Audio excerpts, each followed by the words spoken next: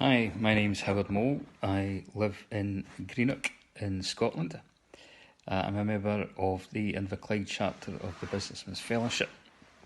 I thought I'd give some testimony of what Jesus has done in my life and God's done in my life over these 40 years. 40 years since I invited Christ into my life. And it's such an impact to have Jesus in your life and God, your Father, just lay your life out before you and give you that rest from worry and concern of this life. Going back 40 years, or more than that, 60 years, I was born to a non-Christian home. I lived in Glasgow in Scotland. Our family wasn't Christian, wasn't very religious at all. We talked about the things of God, but nobody ever really had any commitment. I think my mum and my grandmother went to the Methodist church in probably the 40s, but I think there was some sort of issue, and that kind of fell away. So there is a little bit of Christian hereditary there, but nothing of any great note, I would say. However, I was sent to Sunday school when I was a young boy, probably before I was 4, 5, 6 years old, something like that. I was a neighbour who took me to Sunday school, and that was done every week until I can't remember what age I was, 8, 9, maybe that kind of age. And I remember, in a sense, falling in love with Christ at that stage, and I remember seeing him in a way on the platform. I can look back and think I can remember seeing him.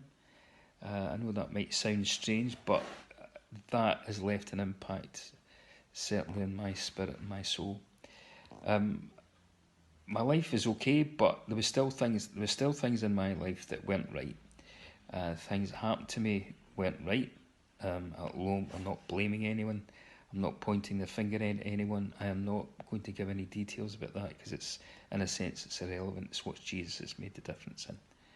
I went to school, did okay. I went into a relationship and when I was 17, 18, which ended up being very difficult and very painful.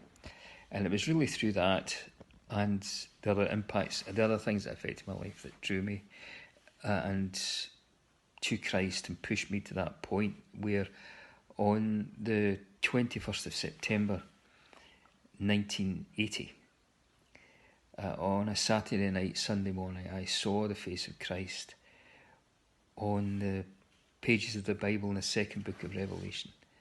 And whilst I didn't understand or know what being born again meant, Christ came into my life at that point.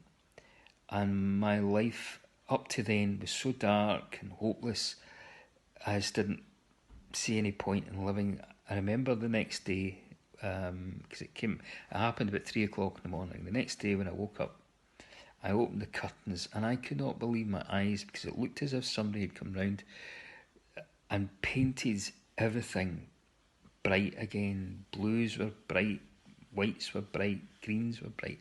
There was just a different living colour there, and you hear that so often said when Jesus comes into your life.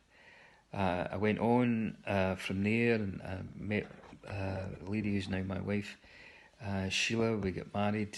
I backslid, I have to say, until about 1992-ish. I went to a men's camp run by the Businessmen's Fellowship. I heard a man talk there about people who wore masks, saying they were Christians but not really Christians, and I knew that was me. I put my hand up to go forward for prayer, and something happened that absolutely revolutionised my Christian life.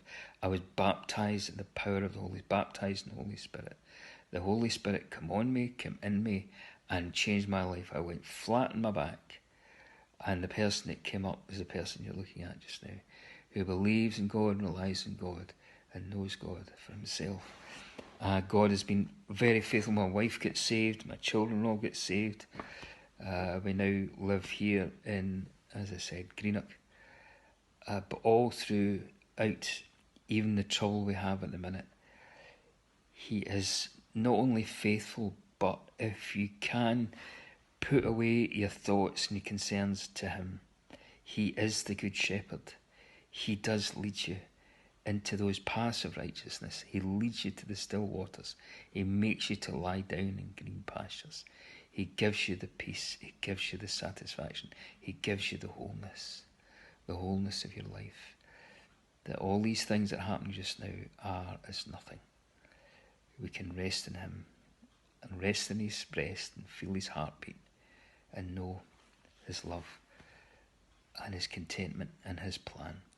I would ask you to click on the link for salvation and ask him into your heart for whatever you're facing.